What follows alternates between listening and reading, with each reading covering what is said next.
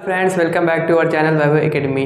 आज जैसा कि आपने देखा होगा वीडियो के थंबनेल में कि आज हम पढ़ने जा रहे हैं क्लास 12 के दो बहुत ही महत्वपूर्ण क्वेश्चंस को, जिनमें से पहला क्वेश्चन हमारे पास ये है। उसके बाद हम दूसरा क्वेश्चन भी पढ़ेंगे। पहला क्वेश्चन हमारे पास लिखा हुआ है, उस रेखा का समीकरण ज्ञात कीजिए जो बिंदु -2, 4, -5 से जाती है और x+3/3 y -4/5 z+8/6 के समांतर है। हम जानते हैं कि हमारा जो समांतर रेखा का समीकरण होता है वो क्या होता है। आइए लिखते हैं। पहले यहाँ पर लिखते हैं सॉल्यूशन।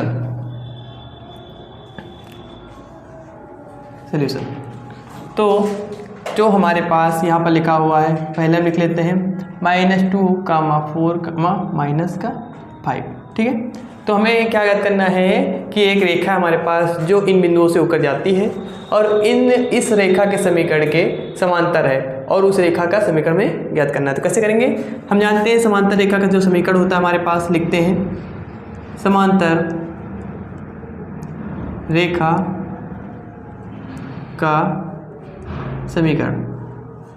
तो समांतर रेखा का समीकरण होता है हमारे पास, वो होता है x - x1/a = y - y1/b = z - z1/c।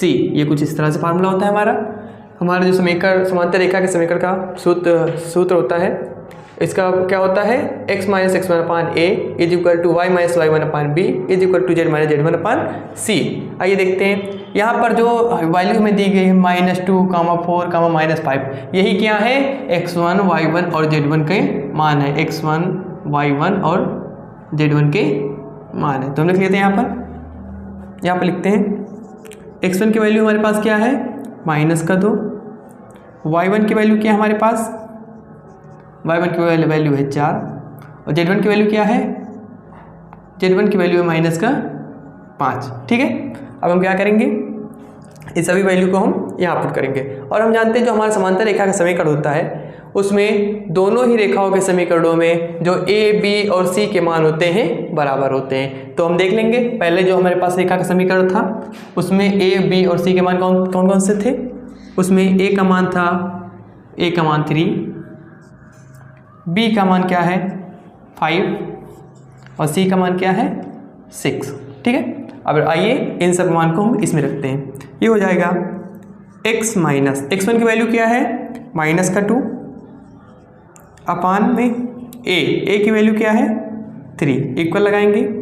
लिखा है लिखेंगे y y1 की वैल्यू है 4 को लिख देंगे। अपान में क्या लिखा हुआ है? b, अपान में लिखा है b, तो b की वैल्यू क्या है 5, उसको लिख देंगे। इक्वल लगाएंगे, यहाँ पर लगा हुआ है लिखा z - z1, z लिखेंगे, माइनस लगाएंगे। z1 की वैल्यू क्या है? -5, उसे लिख देंगे। अपान लगाएंगे और अपान में क्या लिखा है 6 c, तो c की वैल्यू क्या है 6 है हमारे पास। आगे देखते हैं, इसको आगे सही से लिखते हैं हम। ये हो जाएगा x माइनस ये माइनस मिलकर क्या हो जाएगा? +2/3 हो जाएगा, इक्वल लग जाएगा। ये हो जाएगा y -4 अपान में 5 हो जाएगा, इक्वल हो जाएगा। ये हो जाएगा z, ये माइनस मिलकर क्या हो जाएगा? +5/6। यही हमारा जो रेखा है, दूसरी रेखा है, उसका समीकरण आ गया हमें मिल गया। यही हमारा आंसर होगा। आइए आगे देखते हैं। हम आपको एक बार इसमें और बता देते हैं। इसमें जो हमारे पास क्वेश्चन था, लिखा था उस रेखा का समीकरण ज्ञात कीजिए जो बिंदु -2, 4, -5 से जाती है और x+3/3 = y -4/5 = z+8/6 के समांतर है। तो हम कैसे करेंगे? हमें जो दिया गया था बिंदु -2, 4, -5, ये क्या था? x1, y1 और z1 की वैल्यू थी, हमने उसको लिख लिया। और उसके बाद हमें पता है जो समांतर रेखा के समीकरण का सूत्र होता है, जो समीकरण होता है, क्या होता है? x - x1/a = y - y1/b = z - z1/c होता है। ठीक है, तो हमने क्या किया? जो x1 और y1 z1 की वैल्यू थी उसको हमने यहाँ पर लिख लिया। देखिए x1 था ये हमारा, ये y1 था और ये था z1। ठीक है, इन सब की वैल्यू को हमने यहाँ पर लिख लिया अलग अलग। आगे हमने ये भी बताया आपको कि जो हमारी ए बी और सी की वैल्यू होती हैं, दो अगर रेखाएं समांतर हैं तो उन सब में ए बी और सी की वैल्यू समान होती हैं। तो जो ए बी और सी की वैल्यू इसमें रही होंगी वही ए बी और सी की वैल्यू इसमें रही होंगी। ए की वैल्यू 3, बी की वैल्यू 5 और सी की वैल्यू 6 इस रेखा के समीकरण से तुलना करके हमने पाए उसमें। अब हम क्या करेंगे, ये जो हमें मान मिले थे इन सबको इस इक्वेशन में रख देंगे। x लिखा हुआ था तो x लिख दिया, माइनस लगाया, और x1 था, x1 की वैल्यू लिख दी हमने, y था, y लिख दिया, y1 लिखा था, y1 की वैल्यू लिख दी हमने यहाँ पर -4, z लिखा था, z लिख दिया, माइनस लगा दिया, और हमारे पास z1 था और z1 की वैल्यू क्या थी -5 उसको लिख दिया हमने। अपान में क्या था a b और c, अपान लगाया, इसके अपान में a था तो अपान में 3 कर दिया, इसके अपान में b था और b की वैल्यू क्या थी 5 तो हमने अपान में 5 लिख दिया, और c की वैल्यू थी हमारे पास 6 तो अपान में हमने लिख दिया 6 लिख दिया। ठीक है, उसके बाद हमने इसको सही से लिखा, ये हो जाएगा x, ये माइनस माइनस मिलकर हो गया प्लस का 2 हो जाएगा, अपान में 3 इक्वल लगा दिया, ये हो जाएगा y -4 अपान 5। ठीक है, इक्वल लगा दिया हमने, उसके बाद लिखा z माइनस, ये माइनस मिलकर क्या हो जाएगा प्लस का 5 अपान 6 हो जाएगा। ये हमारा आंसर होगा। आई होप आपको समझ में आया होगा, आप इसका स्क्रीनशॉट ले लीजिए। इसके बाद हम अगला बताते हैं। आइए अब हम अगला सवाल देखते हैं। हमारे पास जो अगला सवाल है वो लिखा है, एक रेखा का कार्तीय समीकरण x - 5/3 is equal to y + 4/7 is equal to z - 6/2 है। इसका सदिश समीकरण ज्ञात कीजिए। हम देखते हैं इसको कैसे ज्ञात करेंगे। पहला हम समीकरण लिखते हैं, इस कार्तीय समीकरण को लिखते हैं। यहाँ पर लिखेंगे सॉल्यूशन। जो हमारा कार्तीय समीकरण क्या दिया गया है हमें, ये दिया गया है x - 5/3 is equal to y + 4/7 is equal to z - 6/2। ये हमारा कार्तीय समीकरण है। ठीक है, इस कार्तीय समीकरण को हम कैसे बदलना है, हमें बदलना है सदिश समीकरण में। हम कैसे बदलेंगे आइए देखते हैं। इस कार्तीय समीकरण में, एक कार्तीय समीकरण क्या होता है हमारे पास, कार्तीय समीकरण में कि अगर हम तुलना इससे करें, ये जो हमारा सदिश कार्तीय समीकरण का फार्मूला होता है x - x1 upon a is equal to y - y1 upon b is equal to z - z1 upon c। ठीक है, तो अगर इससे इसकी तुलना करें, लिखेंगे से, यही लिख देते हैं आगे, तुलना करने पर।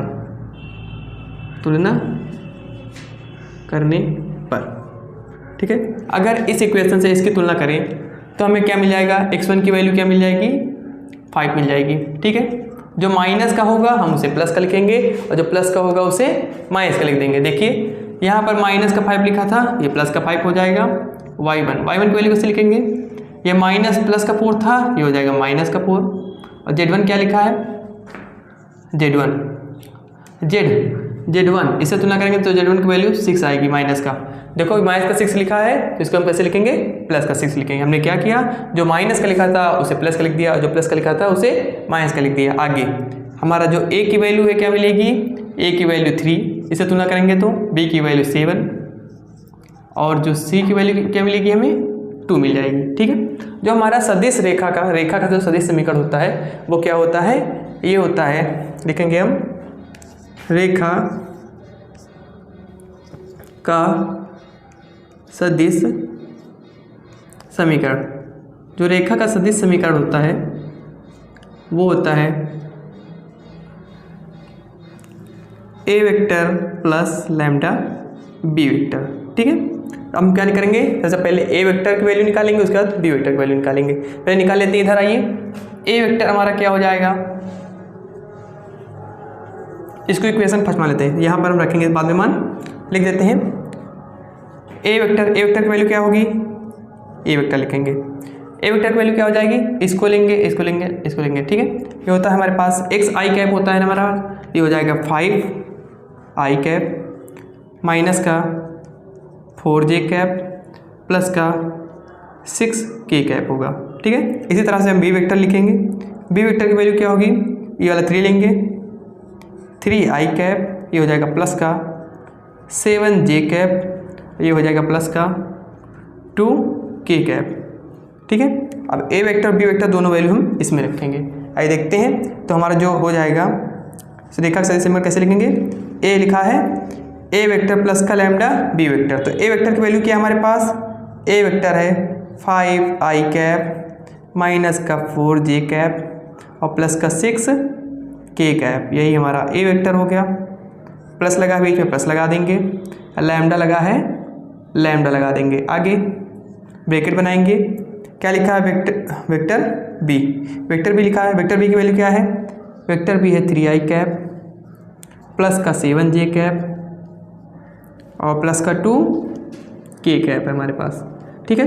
अब ये जो हमें मिल गया है यही रेखा का सदिश समीकरण है। हम लिख देंगे यही रेखा का सदिश समीकरण है, यही हमारा आंसर होगा। आइए एक बार और समझाते हैं आपको। हमसे कहा गया था इस क्वेश्चन में एक रेखा का कार्तीय समीकरण x - 5/3 है, y + 4/7 है, इज इक्वल टू z - 6/2 है। इसका सदिश समीकरण ज्ञात कीजिए, ठीक है। तब हमने कार्तीय समीकरण जो होता है उसके तुलना कराई। कार्तीय समीकरण क्या होता है, x - x1/a, y - y1/b और z - z1/c। इससे हमने इसकी तुलना करा दी। जब हमने तुलना कराया तो हमें x1 की वैल्यू 5 मिली, y1 की वैल्यू -4 मिली और z1 की वैल्यू 6 मिली। हमने क्या बताया, जो चीज़ माइनस की होगी उसको हम प्लस का लिख लेंगे और जो चीज़ प्लस की होगी उसको माइनस का लिख देंगे। ये केवल हम x1, y1 और z1 का मान निकालने में करेंगे। आगे जो a, b और c का मान था उसको लिखेंगे। इसमें हम चिन्ह में कोई अंतर नहीं करेंगे, जैसा है वैसा लिख देंगे। देखिए a की वैल्यू 3, b की वैल्यू 7 और c की वैल्यू 2 लिख दिया हमने। हम जानते हैं जो हमारा रेखा का सदिश समीकरण होता है वो क्या होता है, a vector plus lambda b vector. इससे हमें पता चला कि हमें a वेक्टर और b वेक्टर की वैल्यू चाहिए। तो a वेक्टर कैसे निकाला हमने, ए वेक्टर लिखा, इक्वल लगाया, जो हमारा x y और y x1 y1 z1 था उससे हमने ए वेक्टर बनाया। वेक्टर कैसे बनाया, इसको लिख दिया 5i कैप, माइनस था माइनस लगा दिया, लिखा 4j कैप लिख दिया, प्लस लगाया, यहाँ पर 6 लिखा था हमने लिख दिया 6k कैप। यहाँ से निकालेंगे बी वेक्टर, बी वेक्टर निकाला, जो ए बी और सी थे इससे हमने बनाया बी वेक्टर। बी वेक्टर कैसे बनाया हमने, ये हो जाएगा 3i कैप प्लस का 7j कैप, ये लिखा प्लस का, ये होगा 2k कैप हो गया हमारे पास। अब हमने क्या किया, ए वेक्टर और बी वेक्टर दोनों की वैल्यू रेखा के सदिश समीकरण में रखा। तो ए वेक्टर की वैल्यू क्या थी, यहाँ पर लिखा ए वेक्टर, तो ए वेक्टर वैल्यू हमने लिख दिया 5i cap -4j cap plus का 6k कैप, प्लस लगा था हमने प्लस लगा दिया। लैम्डा लिखा था हमने लैम्डा लिख दिया और लिखा बी वेक्टर, वेक्टर बी लिखा है तो वेक्टर बी की वैल्यू हमने लिख दी 3i cap plus 7j cap plus का 2 कैप। देखिए 3i cap plus 7j cap plus का 2k कैप, यही हमारा आंसर हो गया। आई होप आपको ये समझ में आया होगा। अगर आपको समझ में आई है तो हमारी वीडियो को लाइक कीजिए, चैनल को शेयर एंड सब्सक्राइब कीजिए। Thank you.